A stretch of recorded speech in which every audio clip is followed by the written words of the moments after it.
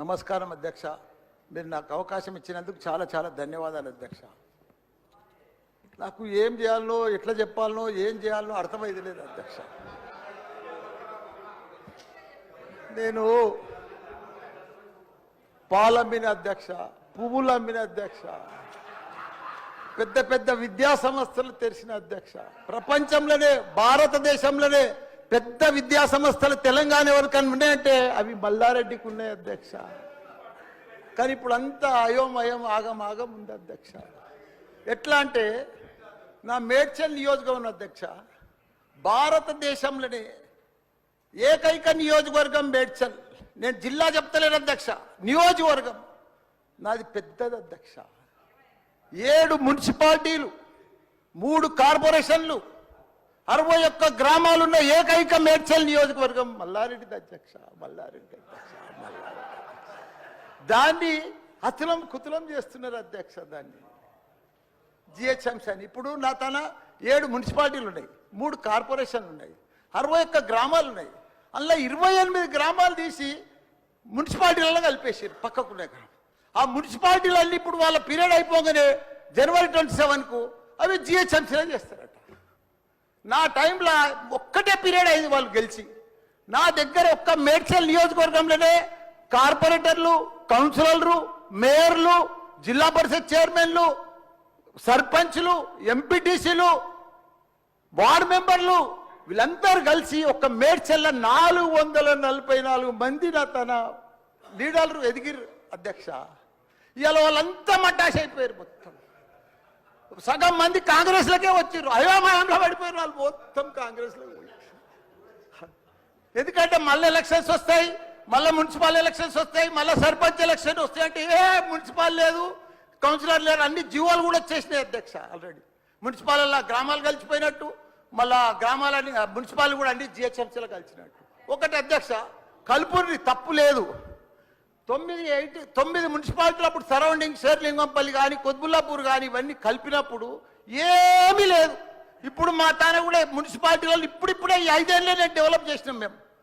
కానీ ఇప్పుడు ఇప్పటికి ఇంకా గ్రామీణ వాతావరణమే ఉంది, ఇంకా పొలాలే ఉన్నాయి, ఇంకా సరిగా బాత్రూమ్లు కూడా సరిగా లేవు ప్రజలకు, ఇంకా పెంకిటిల్లే ఉన్నాయి. అవన్నీ కూడా జిహెచ్ఎంసీలో కలిపితే పరిస్థితి ఇప్పుడు బంజారాల్లో, జూబ్లీ హిల్స్లో అదే ట్యాక్స్ ఉంటుంది, మా గ్రామాలలో అదే ట్యాక్స్ ఉంటుంది అధ్యక్ష. ఈ పైసలన్నీ కూడా తీసుకుపోయి ఏదైనా పెద్ద పెద్ద ఫ్లైఓవర్లు వేయాలన్నా ఏది వేయాలన్నా మళ్ళీ జూబ్లీ హిల్స్, బంజారాలని ఖర్చు పెడతారు అధ్యక్ష. మా పుణ్యాన్ని మా మున్సిపాలిటీలో అట్లనే ఉండని, ఇంకో పీరియడ్ ఉండని, ఇంకో 2 ఉండని. శ్రీధర్ బాబు గారు మా సీఎం కూడా చెప్పండి మీరు దయచేసి ఈ సభ ద్వారా మా మున్సిపాలిటీలో ఇంకో పీరియడ్ ఉంటే మంచిగా అవుతుంది. ఎందుకంటే గ్రామీణ ప్రాంతాలు ఉన్నాయి, ఇంకా వ్యవసాయాలు ఉన్నాయి, ఇంకా పెంకటిళ్ళు ఉన్నాయి. మనం అన్ని ఇప్పుడు నా అన్ని కూడా జిహెచ్ఎంసీలో కలిసినట్టు. నాకు గ్రామర్ రూరల్ లేదు, ఎంపీటీసీ లేదు, సర్పంచ్ లేడు, కౌన్సిలర్ లేడు, ఓన్లీ కార్పొరేటర్. అది కూడా 20-30 వేలకు ఒక్కరు అవుతారు. 444 మంది పోయి 40 మంది కూడా గారు 8-10 మంది అవుతారు నా నియోజకవర్గం. 6,48,000 ఓట్లు ఉన్నాయి అధ్యక్ష. అది అయిపోయిందా? ఈ పార్టీకి అయిపోయింది. దయచేసి అది చెప్పినా మీకు అంత మనవించుకున్నా. హైడ్రా భారతదేశంలోనే మన హైదరాబాద్ అంటే, తెలంగాణ రాష్ట్రం అంటే ప్రపంచమంతా మోగిపోయింది అధ్యక్ష.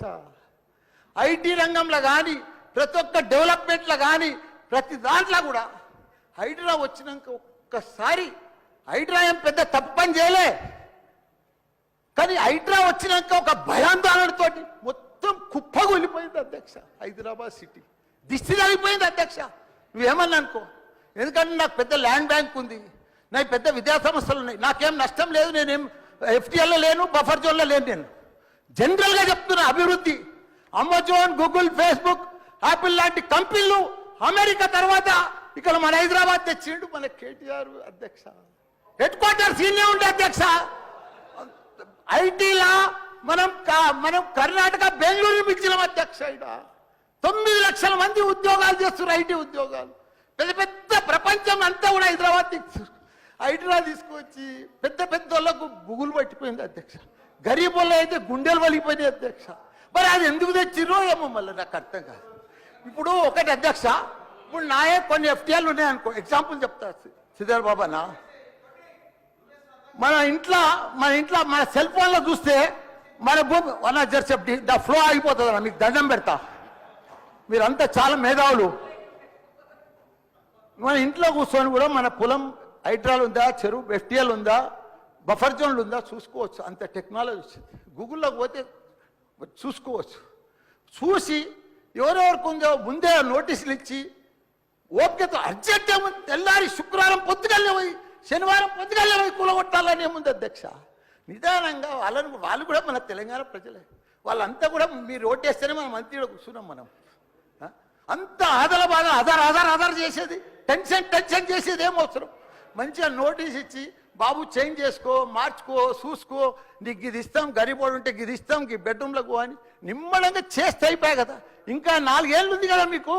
ఈ ఏడాదిలోనే ఫస్ట్ ఇయర్లో చేయాలని ఏముంది. అన్ని కొన్ని చేసుకుంటామండి. రియల్ ఎస్టేట్ అయితే అధ్యక్ష